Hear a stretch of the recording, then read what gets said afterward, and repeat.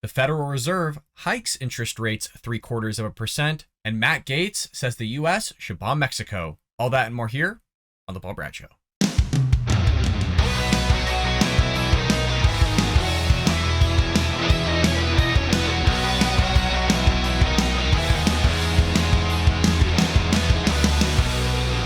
Welcome to The Bald Brad Show. It is Thursday, September 22nd, and as always, I couldn't be happier than to spend these fine mornings doing The Bald Brad Show and hanging out with all of you, my friends and true American patriots, where we come together as a community of conservatives and Republicans, go over the stories of the day, and bring you all the news and information you need to know about. So if you want to join us here at The Bald Brad Show and you haven't already, what are you doing? Hit that like and subscribe button. If you're over at Rumble, hit the plus and give us a comment down below. And if you're listening on any of the podcast airwaves, Apple, Google, Spotify, heck, folks, you can find us and listen to us anywhere and everywhere. Leave us a lovely 5-star review. Not only would you be helping a conservative, but most importantly, you'd be supporting getting conservative thought and ideas out there to new viewers who haven't seen our content or our channel. So your help and support would be greatly appreciated. With that being said, let's jump into the main story, the lead story of the day regarding the Federal Reserve announcing the raise of key federal fund interest rates to 0.75 of a point Wednesday afternoon, sending the Dow just tumbling yesterday. And not just tumbling, dropping more than 500 points. Now, look, this needed to happen. We talked about this on the show before, where the Federal Reserve basically dug themselves a hole. They took way too long to increase interest rates. And if you recall, this is something I bashed Trump for, is the Federal Reserve under the Trump administration was talking about increasing interest rates. I mean, they were virtually zero or in the negative or something like that. If you recall back in 2020, somewhere along that range. And he's like, oh, don't do it. Don't do it, okay? You're all sick. You're going to mess with the economy. It's booming. It's growing. It's making it great. And they're like, well, we need to do it. They ended up not doing it. And they should have started increasing interest rates at that time. And now we're in this whole debacle where they're trying to play catch up to help stagnate the economy by increasing interest rates, which would ultimately help and curb inflation some way, shape, or form. And it has been helping a little bit. The problem is they're not increasing it fast enough. So maybe they should have done a full point here, not just 0.75 of a point. We'll see kind of what happens with it. So as inflation remains elevated and core inflation, the price level increase for all items except food and energy continue to rise. The central bank's decision signals that officials are prioritizing a cool down in cost pressures, even with potential declines in economic activity.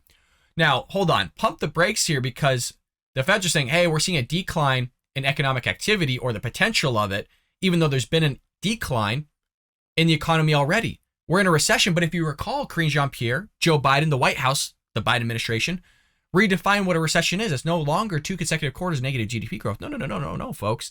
That doesn't qualify anymore. They're doing some finagling with their wording, just like the libs are always doing. They're changing the language, the vocabulary, so that it fits their narrative. So you're most likely going to see a stagnated economy from this. And if it's not from this point increase or 0.75 of a point increase, and it's going to be one next, because look, they got still 8.3% inflation fiscal. So you got to do a lot more work here in order to get that down. And just because the energy prices, in other words, the fuel prices are coming down, it's being offset by the increases in other sectors, except for food and energy. But even those have gone up. It doesn't take a knucklehead to go to the grocery store and see that your bill is a lot more. Some are upwards of 30+% more. Well, it goes on to say, a recent indicator point to modest growth in spending and production, job gains have been robust in recent months, and the unemployment rate has remained low. Inflation remains elevated, reflecting supply and demand imbalances related to the pandemic, higher food and energy prices, and broader price pressures, all of which is true. I'm not saying everything the Biden administration is false. What I'm saying is that there's definitely blame to be had on our federal government for just passing out freaking stimulus checks like they're hotcakes and not expecting there to be any ramifications later on from that very stimulus check, or just pumping out money into the economy. And by the way, they're talking that it's going to take decades upon decades to investigate all the illegal fraud that took place from people receiving certain loans or taking a PPP or stimulus checks when they shouldn't have. I mean, there is so much fraud that took place, and that's what happens when you let government run the show. They do things stupid, just idiotically, if that's even a word, out there just throwing people checks that shouldn't have. Not everybody needed to receive a check. Literally, some people had their jobs. They're able to pay for what they need to pay for. There was those that clearly need it, the stimulus checks, so they should have gotten it. But this whole debacle that was created by our federal government is just a bleep storm. Stocks, which have been up earlier in the day, closed down sharply, with the Dow dropping 522 points. That's 1.7%, folks. And the heavy tech NASDAQ falling 205 points, or in other words, 1.8%. Officials announced interest rate hikes of 0.75% in June and July, a move meant to discourage inflation by increasing the cost of borrowing money for businesses and consumers. Again, a lot of banks, a lot of industries will look to the Federal Reserve and kind of base their interest rates off that, which is why you're seeing more of a stagnation in terms of home mortgages being lent out. People aren't going to buy homes in the same capacity that they were, which is causing home prices to drop. So you're kind of seeing some sectors kind of have more of an impact of lowering prices, increasing interest rates more than maybe other sectors. This is going to have an impact, but I don't think it's enough.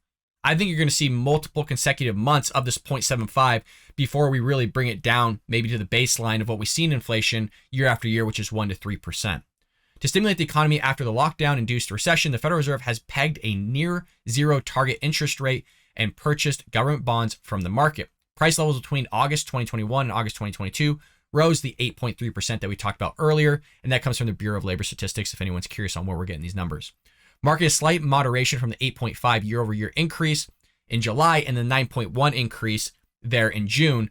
So again, June, we went from 9.1, now we're at 8.3. We'll see where it goes.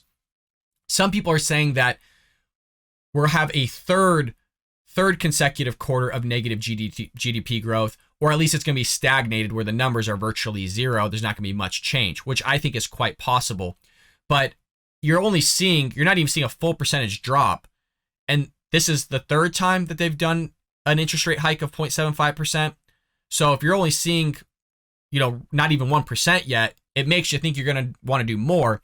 But here's the thing of what the Federal Reserve has to do, and they have to be careful with this, is you could drive us further deep into a recession if you kind of increase interest rates too fast, too high. So they're trying to play a balancing game here of, do we go a full point? Is 0.75%? Is that the safe route we should be doing? I get what they're doing, and it's going to take some time. And I'm on board for it to take some time. But again, the whole purpose of what we're talking about here is Biden's economy sucks. The inflation rate sucks.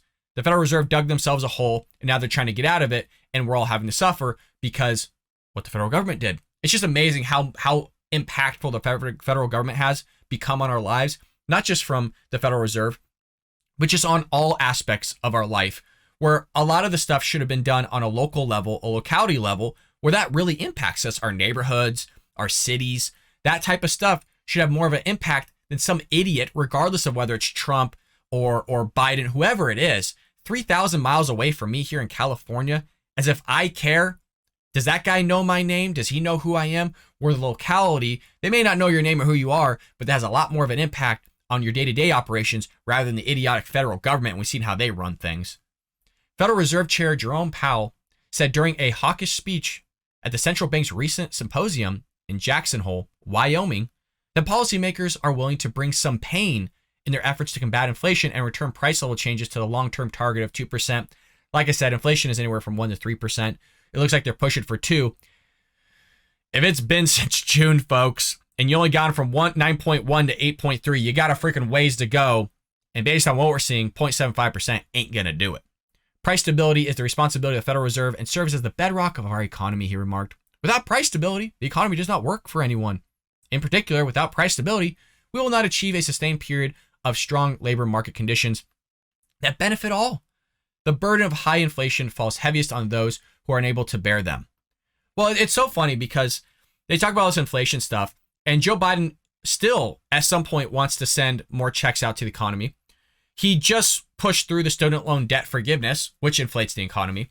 You have Gavin Newsom, that idiot that wants to run in 2024, who's the freaking governor of California, and he wants to give out gas cards to people to inflate the economy. In January 1st, 2023, our minimum wage here in California is going to be $22 an hour. Isn't that just lovely?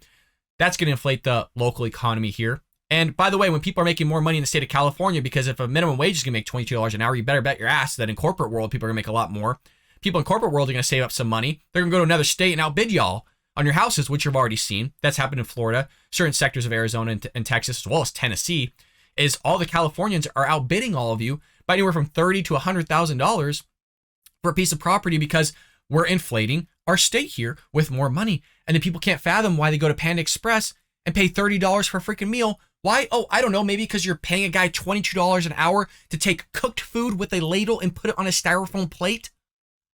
Don't get me going with minimum wage. Freaking baffling.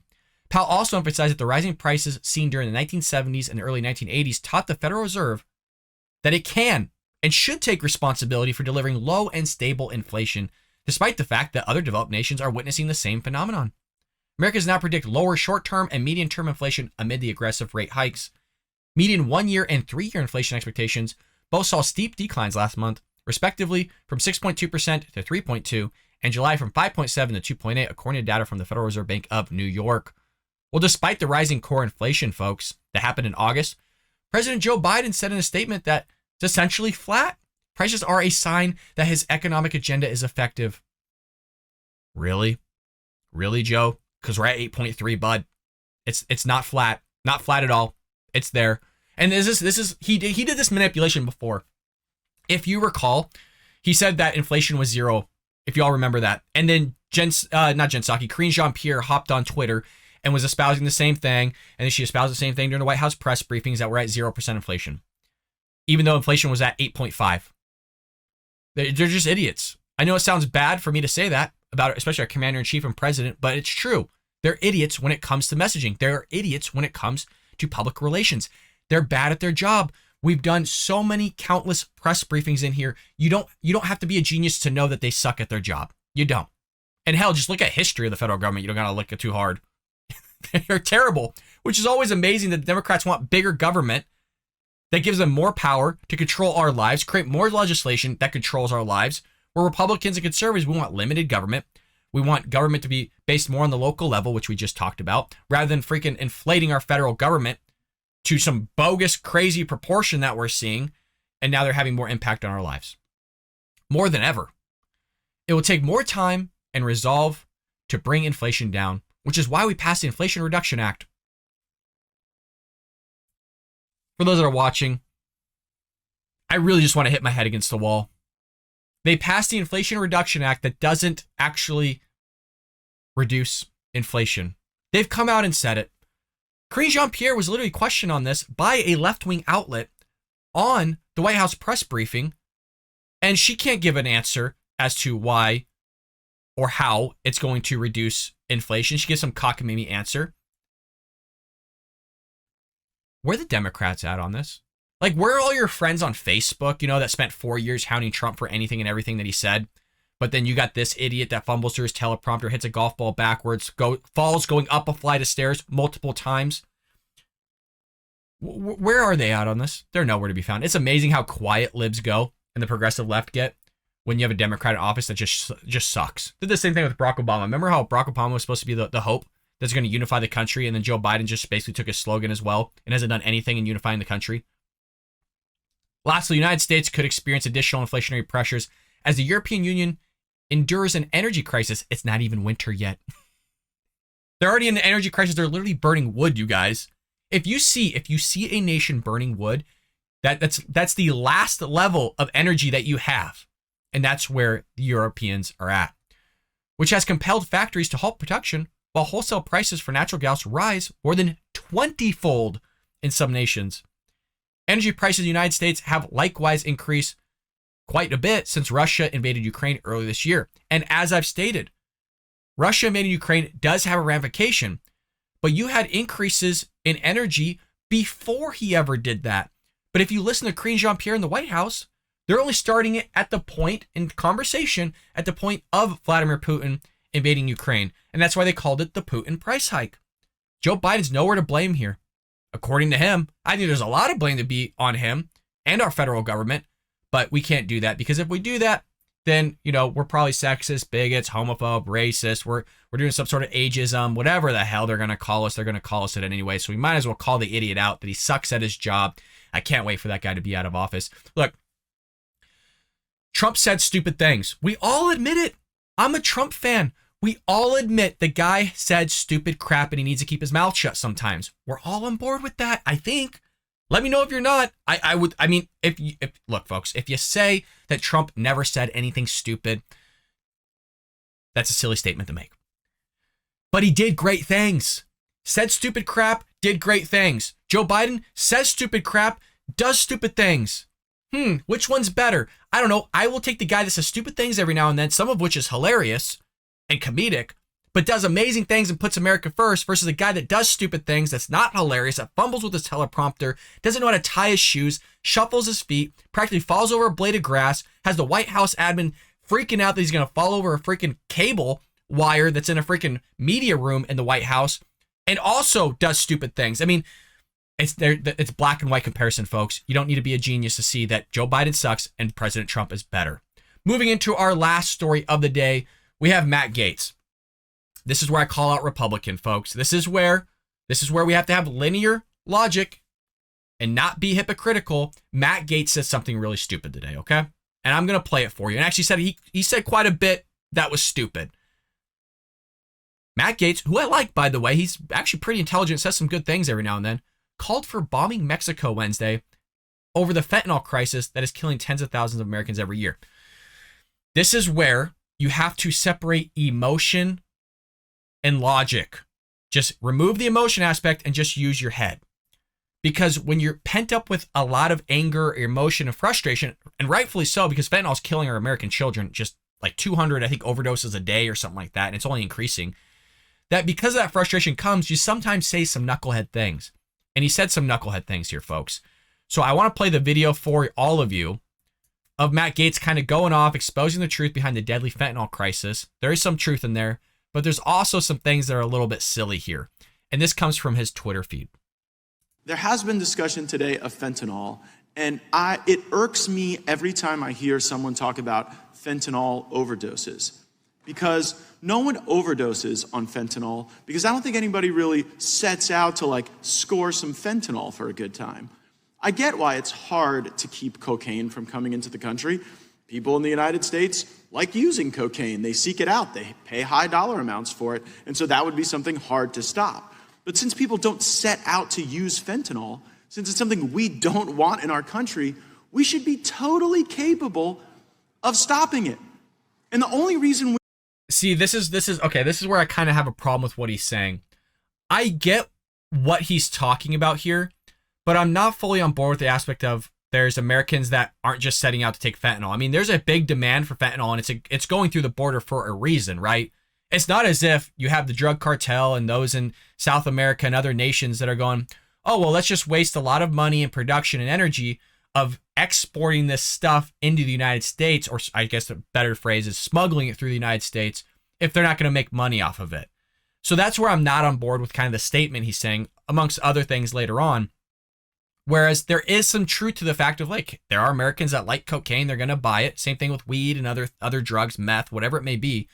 There is a market for it, but look, there is a market for fentanyl, and that's why they're even creating different avenues and different looks to the fentanyl so that it attracts more people to create more demand. They have the supply for it, and that supply is now entering in mass droves in the United States because there's a demand for it. We aren't is because we purposefully allow our border to degrade, not by accident, not because of some lack of capability or some unsolvable problem set, but because there are some groups on the right and left who think that they will do better economically if we just let millions of people into the country and depress the wages of Americans. And the cost they're willing to pay for that are the funerals and the deaths and the broken lives as a result of fentanyl poisoning. Because it is not an overdose, it is a poisoning that happens.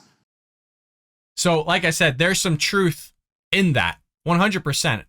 But where you get in some dicey ground is when Matt Gaetz writes on Twitter, bomb basically Mexico, an area in Mexico, and he says, not kidding. That's not a good look. And I think we have to call out our own side and hold our own side accountable. And if anybody's been a long avid viewer or listener of the Bald Brad Show, that was one of the main reasons as to why I do this show. I am not perfect. I don't pretend to be perfect. I know some people wrote in the comments oh, you're a narcissist and all these other things.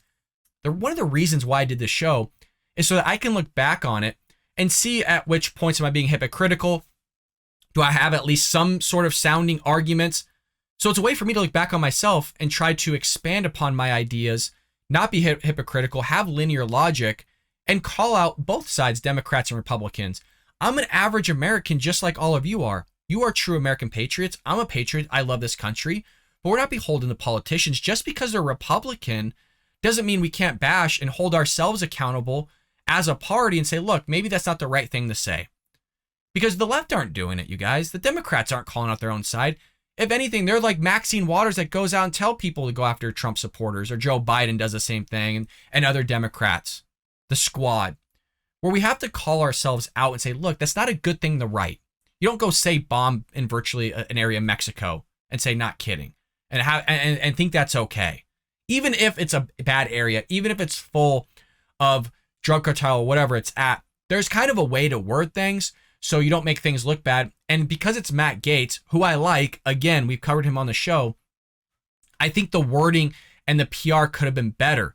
And Republicans need to get better at PR and wording, especially if you're going after the Hispanic vote. When they look at that, they're not necessarily looking at, oh, well, there's going to be potentially drugs there or, violent gang members or whatever it may be. They're looking at, you're going to basically, you're kind of saying bomb my country. How are you supposed to get the vote for that? We should be reaching out to these people. We should be trying to help them and convert them over into the Republican Party. But it doesn't help when you have one of the faces of the Republican Party, Matt Gaetz, Marjorie Taylor Greene, DeSantis is great. You got Trump as well. We got to kind of be careful. And this goes for me as well. This isn't just for Matt Gaetz. I might say some knucklehead things here on the show as well.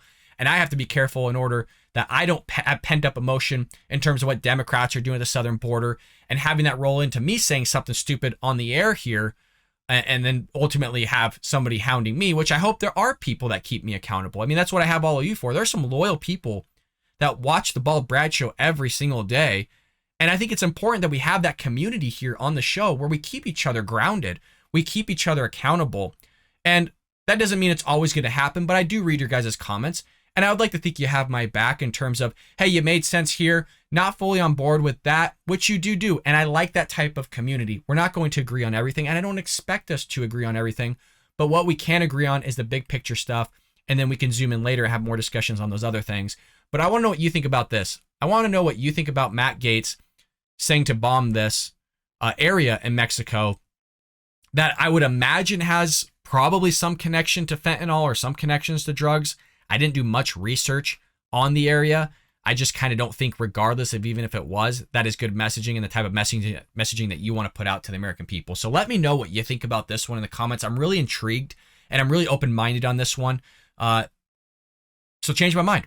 With that being said, folks, thank you so much for this short episode. I guess it wasn't short so much as we did 2 news segments here, but guys, I hope you appreciate it. Make sure to hit that bell notification so you find out when we upload, and also hit that like and subscribe button. Folks, I will see you tomorrow here on The Bald Brad Show.